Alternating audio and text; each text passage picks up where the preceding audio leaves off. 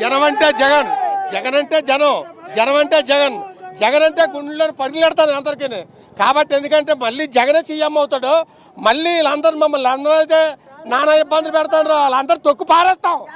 మరి మీ అందరినీ రానికుండా పోలీసులు అడ్డుకుంటున్నారు. పోలీసులు బట్టి వేస్తాను, వాళ్ళు తిండి కాసు వాళ్ళు టిఫిన్ పెడతారు, ఎట్లా మమ్మల్ని అడ్డుతాండ్రు. పోలీసులు ఏడు చేస్తారు, వాళ్ళ వెనకాల పరిగెడతారు, మా వెనకాల పరిగెడతారు. పోలీసులు ఏట్లేదు, మా గట్టి మాట్లాడితే మమ్మల్ని వదిలేస్తారు, ఎవరో మాట్లాడకపోతే వాళ్ళు అడ్డుతాండ్రు. భోగాపురం ఎయిర్పోర్ట్ శంకుస్థాపన అనేది చేసింది జగన్మోహన్ రెడ్డి గారు అయితే మాత్రం 100% జగన్మోహన్ రెడ్డి పనులు చేయించాడు. కానీ ఈరోజు చంద్రబాబు నాయుడు వచ్చి మేమే చేసామని చెప్పేసి గొప్పలు చెప్పుకుంటే మాత్రం ప్రజలైన వాళ్ళు ఎవరు కూడా నమ్మరు. ఎందుకంటే ఆనాడు రైతుల్ని మోసం చేసి 10,000 ఎకరాలు తీసుకుంటానని చెప్పేసి చంద్రబాబు నాయుడు గారు చెప్తే, అదే జగన్మోహన్ రెడ్డి గారు అధికారంలోకి వచ్చిన తర్వాత 2,500కి తగ్గించి ఎవరిని ఇబ్బందులు పెట్టకుండా వాళ్ళకు పునరావాస కేంద్రాల కింద 2 గ్రామాలు వేరు వేరు దగ్గర ప్లేసులు ఇచ్చి ప్రతి ఒక్క కుటుంబానికి స్థలాలు ఇచ్చి వాళ్ళకి డబ్బులు ఇచ్చి అన్ని విధాలుగా జగన్మోహన్ రెడ్డి రైతులకు అండగా నిలబడి స్థలాలు ఇచ్చి అన్ని విధాలు నిలబడ్డారు. కానీ ఈరోజు కూటమి ప్రభుత్వం వచ్చిన తర్వాత ఇంటికో జాబ్ ఇస్తానని చెప్పేసి ఈ రైతులకు చెప్పారు. కనీసం ఎవరికి ఇంటికో జాబు ఇవ్వలేదు, ఏమీ ఇవ్వలేదు. అలాంటి కూటమి ప్రభుత్వాలు ప్రజలకు న్యాయం చేయలేని ప్రభుత్వాలు ఎందుకో నేను అడుగుతున్నాను. కూటమి ప్రభుత్వం ప్రశ్నిస్తున్నాను. ఇప్పటికైనా సరే కూటమి ప్రభుత్వం కళ్ళు తెరిచి రైతులు ఎవరెవరైతే భూములు పోయారో, ఎవరెవరైతే నష్టపోయారో వాళ్ళందరూ కూడా ఇంటికి ఒక ఉద్యోగం ఇచ్చి వాళ్ళని ఆదుకుంటారని చెప్పేసి మీడియా ముఖంగా నేను కోరుకుంటున్నాను. ఎవరు కట్టారని తెలుసుకుంటే ఈ ప్రాంతం ప్రతి ఒక్కరికి తెలుసు. ఎందుకనంటే ఏదో శిలాపలకం వేసో లేదా కొబ్బరికాయ కొడతో అవ్వదు. ఎలక్షన్కి 2 నెలల ముందు కొబ్బరికాయ కొట్టి శిలాపలకం వేసి మేమే ఎయిర్పోర్ట్ కట్టేస్తున్నాం అని చెప్పేసి మొన్న చూస్తే లోకేష్ గారు చెప్తున్నారు, సీసీడీ జగన్మోహన్ రెడ్డి గారు సీసీడీ ఉందని చెప్తున్నారు. ఏమంటే మిమ్మల్ని అడుగుతున్నాను లోకేష్ గారు, ఆ జబ్బు ఏదో సీసీడీ ఉందో అది మీకుంది, క్రెడిట్ చోరీ కార్యక్రమం మీకుంది. ఎందుకనంటే ఎలక్షన్ 2 నెలల ముందు మీ నాన్నగారు వచ్చి ఇక్కడ కొబ్బరికాయ కొట్టి వేసి ఎయిర్పోర్ట్ అంతా కట్టిస్తామని చెప్తున్నారు. జగన్మోహన్ రెడ్డి గారు ఈ ప్రాంతం ప్రజలకు ఇక్కడ ఉన్న జనాలకు అందరికీ తెలుసు. ఎందుకంటే భూములు ఇచ్చిన రైతులకు తెలుసు ఇక్కడ ఏం జరిగింది, ఎయిర్పోర్ట్ ఎవరు కట్టారు, ఏంటి సంగతి అనేది. ఎందుకంటే రిహాబిలిటేషన్ జరగాల. మొత్తం జనాలందరికీ కూడా విలేజెస్ రిహాబిలిటేట్ చేసింది జగన్మోహన్ రెడ్డి హయాంలోనే. ఇల్లులు కట్టి వాళ్ళందరినీ పునరావాసం కల్పించిన తర్వాతే ఎయిర్పోర్ట్ పని స్టార్ట్ చేశారు.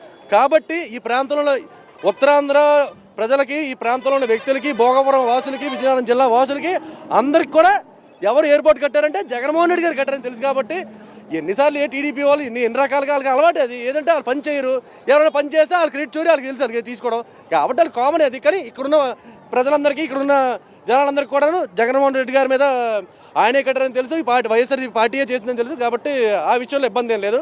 ప్రజలందరికీ కూడా వచ్చే ప్రభుత్వం కూడా జగన్మోహన్ రెడ్డి గారి ప్రభుత్వమే మళ్ళీ వస్తారని కూడా దానికి చెప్తున్నాను. అది ఇంతకుముందు చంద్రబాబు నాయుడు గారు ప్రభుత్వం ఉన్నప్పుడు ఆయన వచ్చి ఎలక్షన్కి ముందు కొబ్బరికాయ కొట్టేసి భూములు అవి కూడా ఎవరికి ఏ డబ్బులు వేయకుండా మొత్తం కూడా కంగాలు చేసి వెళ్ళిపోయారు. జగన్మోహన్ రెడ్డి వచ్చిన తర్వాత జగన్మోహన్ రెడ్డి గారు మొత్తం కేసులన్నీ క్లియర్ చేసి ప్రతి ఒక్క రైతుకి డబ్బులు వేసిన తర్వాతే ఆయన శంకుస్థాపన చేశారు. ఇప్పుడు శంకుస్థాపన చేసిన తర్వాత మళ్ళీ ఈయన ప్రభుత్వం వచ్చింది. మాకు స్థానికంగా ఎన్నో వేల ఎకరాలు రైతులు, యువత మొత్తం నష్టపోయారు. ఒక్క ఉద్యోగం కూడా ఎవరికి ఇవ్వలేదు. అందరికీ శ్రీకాకుళం, వైజాగ్, ఈస్టు, వెస్టు ఎక్కడెక్కడ మేము ఎందుకు ఇక్కడ కొత్తగా ఇప్పుడు మళ్ళీ డేటా సెంటర్ అంటున్నారు. సుమారు 800 ఎకరాలు ఇక్కడ ఈస్టు వెస్ట్లో తీసుకుంటున్నారు. అక్కడ కూడా మా పరిస్థితి అదే. ఎవడో ఒక ఉద్యోగం, ఈ ప్రభుత్వం వచ్చింది ఇంత చెత్త ప్రభుత్వం ఎక్కడా ఉండదు. ఒక ఉద్యోగం రాదు, ఒక యువత బతకదు, ఒక రైతు బతకడు. అంటే గతంలో చెప్పారు కదా స్థానికులకే ఉద్యోగం ఇస్తాము ఎయిర్పోర్ట్ వలన అని చెప్పి కూటమి నాయకులంతా కూడాను. వాస్తవానికి ఇస్తున్నారా లేదా, ఏం జరుగుతుంది? వాళ్ళు ఎలక్షన్కి ముందు 100 అబద్ధాలు చెప్తారండి. ఎలక్షన్ వచ్చిన తర్వాత కూడా ఆ అబద్ధాలని వాళ్ళు ఫాలో అవుతారు. ఒక్కడు కూడా నిజం చేయరు. వాళ్ళ పరిపాలన అటువంటిది. 2029లో పక్కాగా 100కు 100% జగన్మోహన్ రెడ్డి గారు వస్తారు. మా యువతకు అందరికి కూడా న్యాయం జరుగుతుంది. ఇప్పుడు జగన్మోహన్ రెడ్డి గారు స్వయంగా 10,000 ఎకరాల ల్యాండ్ ఎక్విజిషన్ చేసినప్పుడు మా నాయకత్వంలో జగన్మోహన్ రెడ్డి గారు గోడపలస గ్రామం రావాల్సి వచ్చాయని ఒకటే చెప్పాడు, 10,000 ఎకరం మనకి ఎయిర్పోర్ట్కి అవసరం లేదు, 2,000 ఎకరమే తీసుకుందాం అని చెప్పి ఆ మాట మీద నిలబడి ఆయన శంకుస్థాపన చేశాడు. ఇక్కడ ఉన్న రైతులందరూ, ఇప్పుడు ఇక్కడ ఉన్న ప్రజలందరూ కూడా బాధితులే. జగన్మోహన్ రెడ్డి గారి మీద అభిమానం ఉంది కాబట్టి ల్యాండ్ ఎక్విజిషన్ చేసినా తీసుకొని ఒప్పుకున్నారు, అన్నీ చేశారు. ఈ చంద్రబాబు నాయుడు ఏది చేసినా వ్యతిరేకిస్తారు. ఎవరెవరు స్వతసిద్ధంగా వచ్చిన వాళ్ళే, ఎవరెవరిని తీసుకురాలేదు. మా అన్న వస్తున్నాడు, మళ్ళీ చీఫ్ మినిస్టర్ ప్రతిపక్ష నాయకుడిగా ఇప్పుడు చూద్దాం, చీఫ్ మినిస్టర్గా మళ్ళీ చూద్దామని వచ్చిన జన సందోహం ఇది.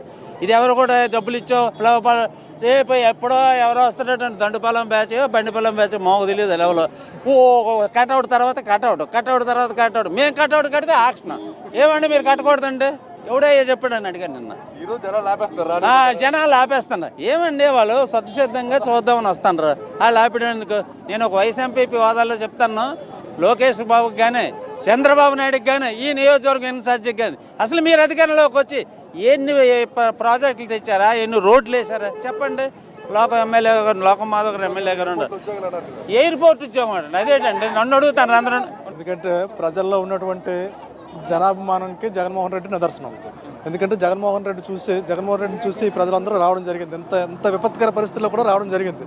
కాబోయే రోజుల్లో మరి జగన్మోహన్ రెడ్డిని సీఎంగా చూడాలనే ఉద్దేశంతో తప్ప మరి 2 సంవత్సరాల తర్వాత జనాల్లోకి జగన్ వస్తున్నాడు కాబట్టి జనాలందరూ ప్రత్యక్షంగా రావడం జరిగింది. ఎందుకంటే పోలీసులు ఎంత ఇబ్బంది పెట్టినా వారంతా వారు స్వచ్ఛందంగా వచ్చి ఇక్కడ నిలబడడం జరిగింది. దానికి ఉదాహరణ జన సమీకరణ.